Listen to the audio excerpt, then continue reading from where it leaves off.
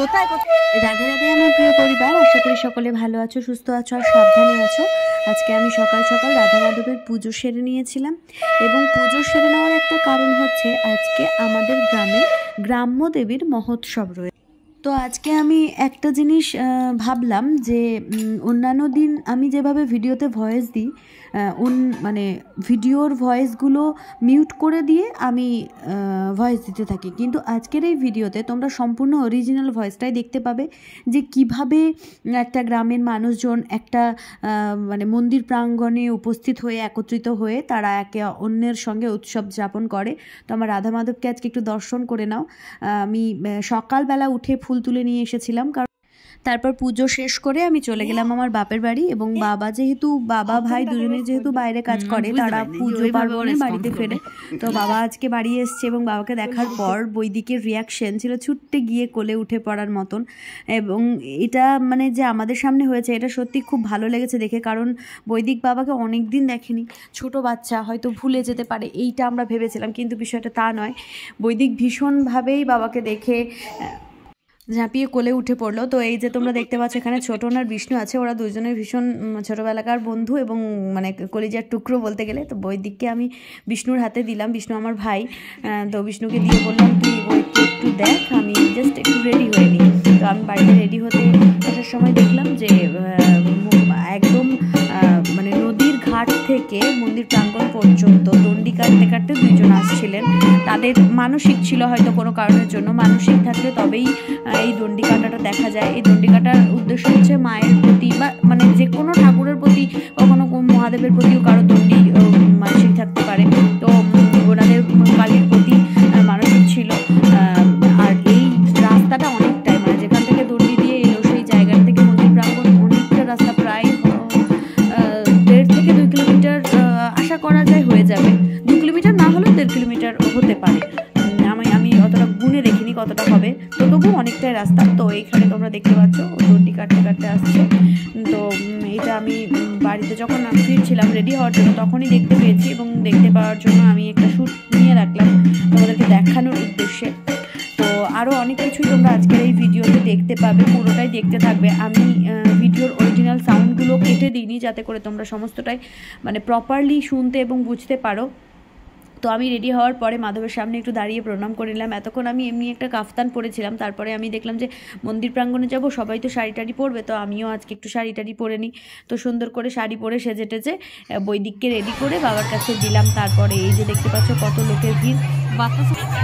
তো এইটার একটা বিষয় হচ্ছে এখানে হরিনামের দল আসবে, 2-3 দল হরিনাম হবে, এবং সেই হরিনামের দলের মধ্যে মধ্যে যে যত পরিমাণ যাদের মানসিক থাকে, মানসিক ছাড়াও অনেকে বাতাসা, তারপরে আরও পুজোর প্রসাদের সামগ্রী মানুষের মাঝে হরির লুট দেয়, এবং এগুলো কুড়ানোর জন্য মারামারি লাগে, পায়ের নিচে পড়ে যায় বাতাসাগুলো। তো মানুষ এখানে বাতাসাগুলো সবাই কুড়োতে থাকে, এবং এই জিনিসগুলো ভীষণ সুন্দরভাবে মেনটেনভাবে হয়।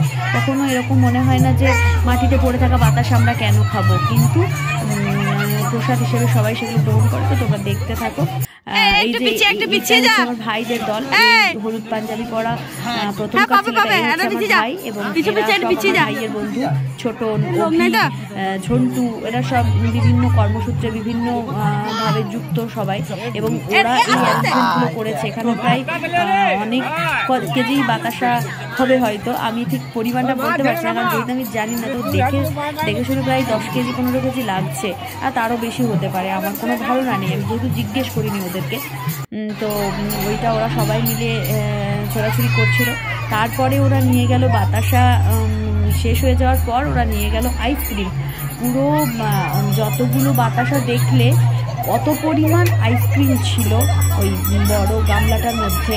ওরা সবাই মিলে আইসক্রিম কিনে, ভাইয়ের বন্ধুরা, ভাইয়ের দাদারা, যারা গ্রামের ছেলেরা আছে বাইরে কাজ করে, জীবনে উন্নতি করেছে মায়ের আশীর্বাদে, তারা প্রত্যেকেই এই দিনটাকে স্মরণে রেখে আরও অনেক কিছুই করে। তো বাকিটা তোমরা দেখতে থাকো, আমি আর ভয়েস দিচ্ছি না, অনেক বকবক করলাম। এবার তোমরা দেখে নাও বিষয়টা কি হচ্ছে। আর এখানে আমি আমার ছেলেরা সবাই দাঁড়িয়েছিলাম, আমরা এক জায়গায় দাঁড়িয়েই ছিলাম। আমি বাতাসা পুরোতে ভিড়ে ঢুকিনি, কারণ আমার সাফোকেশন হয় ভিড়ের মধ্যে ঢুকলে মানে যারা পারে, মানে আমার মা যেহেতু এখনও অনেক বয়স হয়ে গেছে, আমার মা এখনও পারে বাতাসা ঘোরাতে, তো মা ঢুকে পড়েছিল। কিন্তু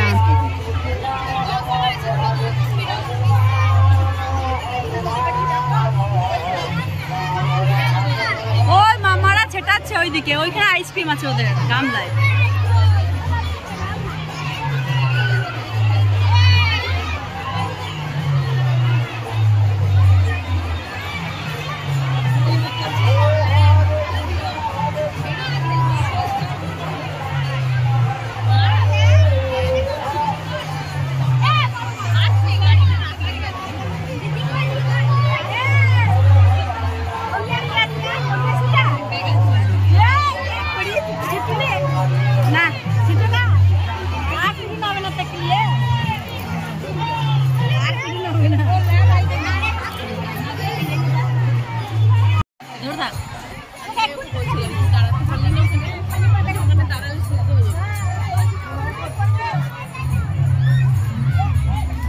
এই দেখ এখানে আর জোরে ছুটতে পারছি।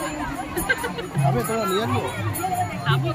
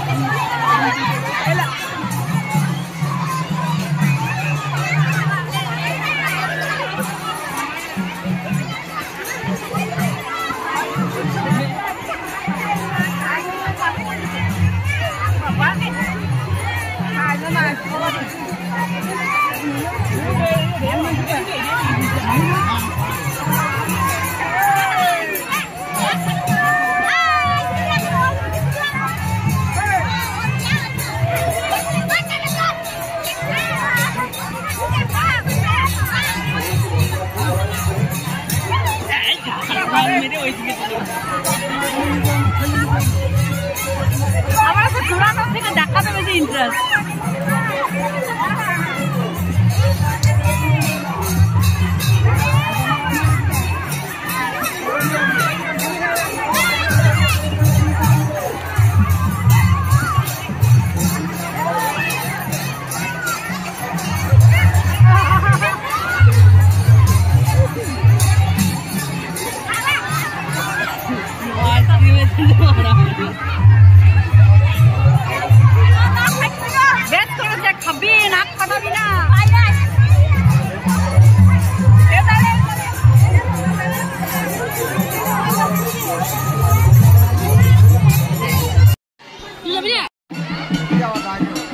এই যেখানে চলছে মন্দির পরিক্রমা, অর্থাৎ মন্দিরকে প্রদক্ষিণ করে ঢাকের আওয়াজে ঘুরতে থাকা।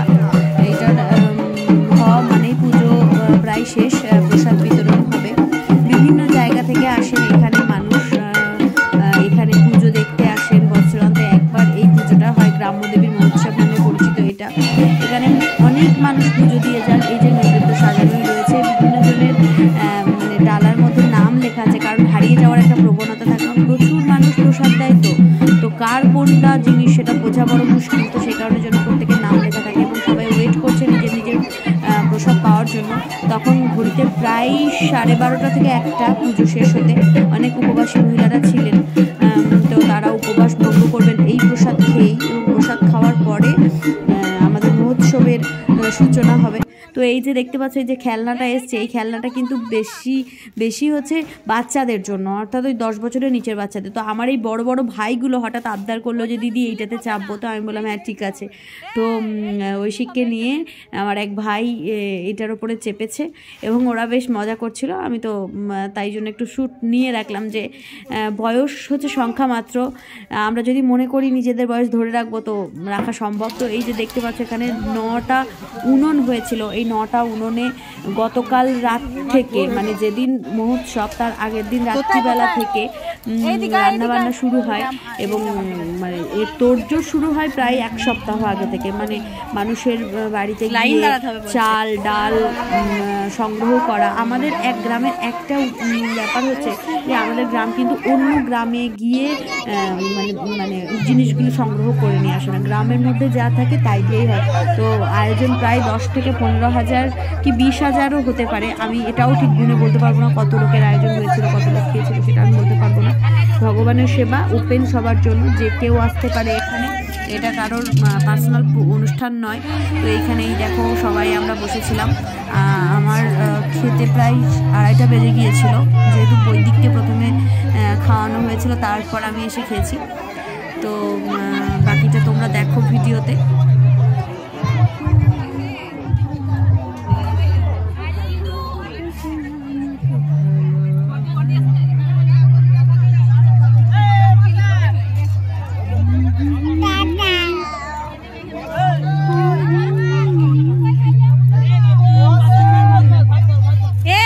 তুই চলে এসেছিস আমার কাছে।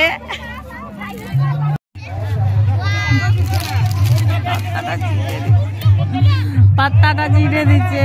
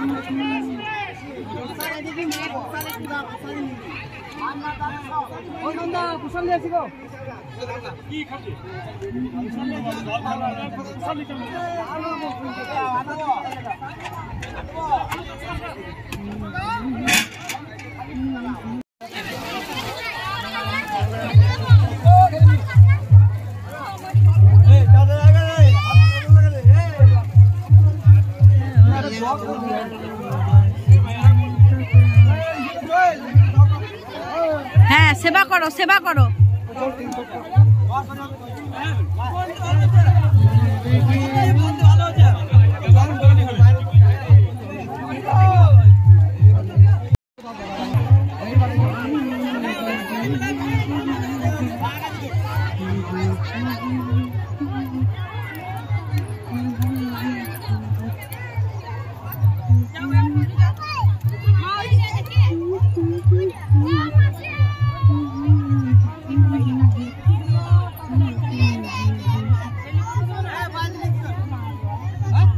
রাহুল দা হ্যাপি বার্থডে। আজকে নয় না, কালকে ছিল।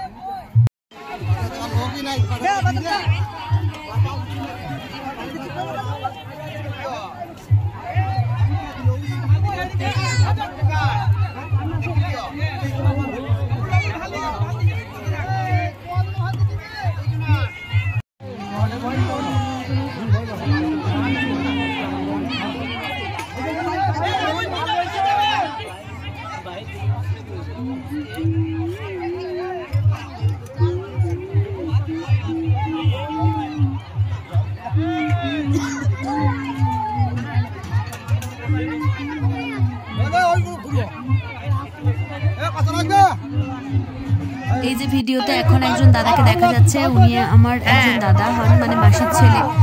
তো উনিও বাইরে কর্মক্ষেত্রে বাইরে থাকেন। তো পুজোর সময় সবাই যখন বাড়ি আসে, উনি এই যে সমস্ত এই মানুষজনকে বোঁদে দেওয়া হচ্ছে, এই বোঁদের অ্যারেঞ্জমেন্টটা কিন্তু পুরোটাই ওনার পার্সোনাল, মানে উনি নিজে একা হাতে সবটা ব্যবস্থা করেছেন। টাকা পয়সা যা খরচ হয়েছে পুরোটাই উনি দিয়েছেন। হ্যাঁ হয়ে গেছে।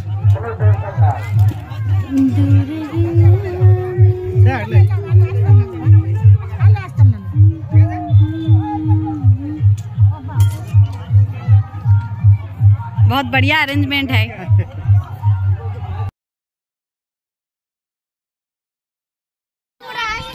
हाँ? ए बढ़िया।